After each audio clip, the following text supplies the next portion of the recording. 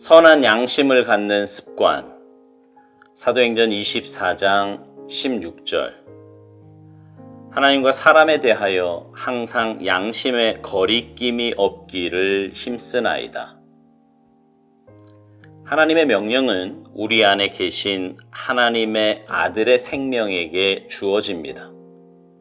결과적으로 인간의 속성 안에 하나님의 아들이 형성됩니다.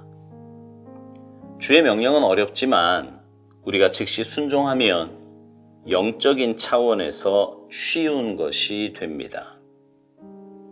양심은 내가 아는 최상의 것에 마음에 초점을 두는 기능으로서 사람마다 양심은 다르게 나타날 수 있습니다. 또한 양심은 영혼의 눈으로서 하나님을 향하거나 스스로 최상이라고 간주하는 것을 향합니다. 만일 내가 꾸준하게 하나님을 뵙는 습관을 가지고 있다면 내 양심은 항상 하나님의 완전하신 율법을 소개하면서 내가 무엇을 해야 하는지를 지시합니다. 문제는 내가 순종할 것인가 하는 것입니다. 양심을 어기지 않고 잘 지내려면 나의 양심이 예민할 수 있도록 노력해야 합니다. 하나님의 아들 그리스도와 완전히 일치된 상태에서 살아가십시오. 그러면 모든 상황 가운데 마음의 영이 새롭게 될 것입니다. 그러면 당장 하나님의 선하시고 기뻐하시고 온전하신 뜻이 무엇인지 분별하게 됩니다. 하나님께서는 언제나 작고 사소한 부분까지 우리를 일깨우십니다.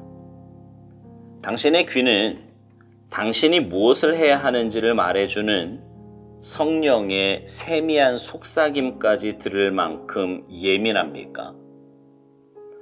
하나님의 성령을 근심하게 하지 말라. 에베소서 4장 30절. 주님은 천둥 같은 음성으로 오지 않으십니다. 주의 음성은 너무나 세미해서 쉽게 무시하게 됩니다. 우리의 양심을 예민하게 하는 것은 내면 세계를 언제나 하나님께 열어두는 끊임없는 습관입니다. 만일 내면 세계에 시비가 있으면 당장 그 일을 멈추십시오. 내가 왜 이것을 하면 안 되는 거지라는 의문을 품으면 당신은 잘못된 길에 있는 것입니다. 양심이 말할 때는 절대로 시비를 따져서는 안 됩니다. 헛된 모험을 걸고 하나라도 허락하면 양심을 어긴 일로 인해 하나님과의 내적 교통이 불투명하게 됩니다.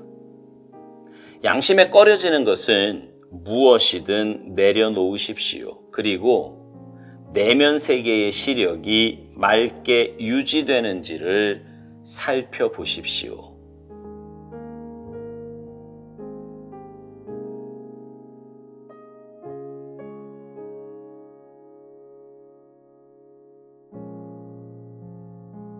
인간의 내면에는요, 하나님이 주시는 행동 기준 같은 것이 있습니다. 어떤 행동을 했을 때 이것이 옳은가, 그렇지 않은가, 이런 것을 결정하는 기준 말입니다. 이건 예수님을 믿는 사람이나 그렇지 않은 사람이나 누구에게나 다 있습니다. 바로 양심입니다. 양심. 그런데 믿는 사람과 믿지 않는 사람의 차이는 그 양심의 기준이 다르다는 거예요. 무슨 말이냐 하면 우리 그리스도인들의 양심은요, 하나님의 말씀이 기준이 되고 그 말씀에 내 삶을 맞추어 가기에 점점 더 엄격하고 날카로운 기준을 갖게 됩니다. 하지만 비그리스도인들은 일반적이고 도덕적인 기준으로만 양심의 기준을 갖게 되는 거죠. 오스왈드 목사님은 이 양심에 대해서 이렇게 표현합니다. 양심은 영혼의 눈으로서 하나님을 향하거나 스스로 최상이라고 간주하는 것을 향한다고요. 양심이 영혼의 눈이라는 표현이 참 그럴듯합니다. 눈은 우리가 가야 할 방향을 바라봅니다. 그리고 그것이 우리가 가야 할 길이라는 것을 알게 되면 우리 몸은 그쪽으로 움직이게 되는 거지요. 영혼의 눈도 마찬가지입니다. 양심이 우리의 삶을, 우리가 나아가야 될 삶을 바라보게 합니다. 오스왈드 목사님은 꾸준하게 하나님을 뵙는 습관이라고 표현을 하지요. 그렇게 하나님을 바라보면, 정말 꾸준하게 바라본다면 우리가 어떻게 살아야 할지 하나님의 말씀을 통해 깨닫게 됩니다. 그러면 우리의 삶이 그곳을 향해 나아가면 되는 것입니다. 문제는 내가 양심이 보여주는 그 하나님의 말씀대로 순종하느냐 하는 겁니다. 여기서 순종이 참 중요한 것이, 아무리 올바른 삶의 방향이 보여지고 또 주어진다고 해도 그대로 순종하지 않으면 아무 소용이 없습니다. 그렇게 되면 양심은 점점 무뎌질 거고요. 나중에는 그 양심의 소리가 들리지 않게 될 것입니다. 오스왈드 목사님은 양심을 어기지 않고 잘 지내려면 나의 양심이 예민할 수 있도록 노력해야 한다고 말합니다. 양심이 예민할 수 있도록 노력하는 것은 주어진 말씀에 순종하며 사는 것입니다. 순종하면 할수록 양심은 더욱 예민해질 것이지만, 그렇지 않으면 양심은 점점 무뎌져서 나중에는 화인 맞은 심령이 되는 것입니다. 양심이 예민해지는 것을 오스왈드 목사님은 하나님의 아들 그리스도와 완전히 일치된 상태에서 살아가는 것이라고 말합니다. 하나님의 아들 그리스도와 완전히 일치된 상태에서 살아가는 것은 요한복음에 있는 말씀처럼 내가 주님 안에 거하고 주님이 내 안에 거하실 때 가능합니다. 그리고 내가 주님 안에 거하는 것은 주님의 말씀에 순종할 때 가능합니다. 우리는 살면서 계속적인 선택을 해야 합니다. 특별히 내 안에 말씀의 기준이 서면 양심은 계속해서 그 말씀의 기준을 제시할 것입니다. 그때 내가 양심의 호소에 귀를 기울이며 그 올바른 기준대로 순종하며 살 것이냐, 아니면 육신적이고 인간적인 때가 끼어서 혹은 사람의 눈을 의식하면서 그것을 기준으로 삶을 살아갈 것이냐, 이 선택을 계속하며 살아야 한다는 뜻입니다. 우리가 말씀에 순종함으로 올바른 선택을 하며 살아간다면 로마서 12장 2절에 있는 말씀처럼 하나님의 선하시고 기뻐하시고 온전하신 뜻이 무엇인지 분별하게 된다고 오스왈드 목사님은 말합니다. 당연히 그렇겠지요. 말씀에 순종하여 주님 안에 거하는 삶이니 하나님의 기쁨이 되는 것은 당연한 일일 것입니다.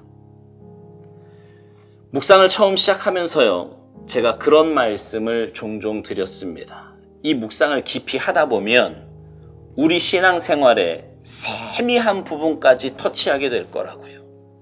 사실 그것이 하나님이 하시는 일입니다. 하나님은 우리 삶에 크고 중요한 것만을 보시는 분이 아니십니다. 내 삶의 작은 부분, 작은 신음, 작은 몸짓 하나도 놓치지 않으십니다. 그 모든 것에 반응해 주시고 응답해 주십니다. 우리도 그래야 합니다. 우리도 하나님의 세밀한 음성에 귀 기울여야 합니다. 그리고 그 하나님의 세밀한 음성에 순종할 수 있어야 합니다. 오스왈드 목사님은 주의 음성이 너무 세미해서 쉽게 무시하게 된다고 말합니다. 여러분 한번 생각해 보세요. 여러분의 삶의 순간순간마다 하나님께서 정말 세미하게 음성을 들려주지 않으십니까? 참아야 한다고, 용서해야 한다고, 사랑하라고, 따뜻하게 바라보라고, 손을 잡아주라고, 위로의 말을 건네라고, 이렇게 말입니다. 그 하나님의 세밀한 음성에 즉각 반응하여 순종하려면 영적으로 늘 깨어 있어야 합니다. 오스왈드 목사님은 우리의 양심을 예민하게 하는 것은 내면 세계를 언제나 하나님께 열어두는 끊임없는 습관이라고 말합니다. 오늘 묵상 마지막 부분에서 굉장히 중요한 삶의 원리를 가르쳐 줍니다. 내면에 시비가 있는 일은 당장 그만두어야 할 일이라고 말입니다. 분명 양심은 그리스도인으로 내가 해서는 안 되는 일에 대해서 말을 해줍니다. 그런데 다른 한쪽에서 그 일을 해도 되는 이유를 자꾸만 찾는 거지요. 오스왈드 목사님은 양심이 말할 때는 절대로 시비를 따져서는 안 된다고 말합니다. 양심이 아닌 다른 한쪽의 말을 들어서는 안 된다는 거예요. 만일 그렇게 하면 하나님과의 그 내적 교통이 불투명하게 된다는 것입니다. 이건 그리스도인에게 있어서 최악의 상태가 되는 거예요. 사랑하는 성도 여러분, 양심이 영혼의 눈이라 그랬어요. 여러분의 영적 시력은 어떻습니까? 혹시 영적으로도 눈이 어두워 엉뚱한 안경을 쓰고 있는 건 아닙니까? 바라기는 여러분의 양심의 눈이 맑고 밝아서 하나님의 뜻에 민감하게 반응하며 말씀의 인도하심에 온전히 순종하며 사시는 여러분 모두가 되시기를 주님의 이름으로 축복합니다. 아멘.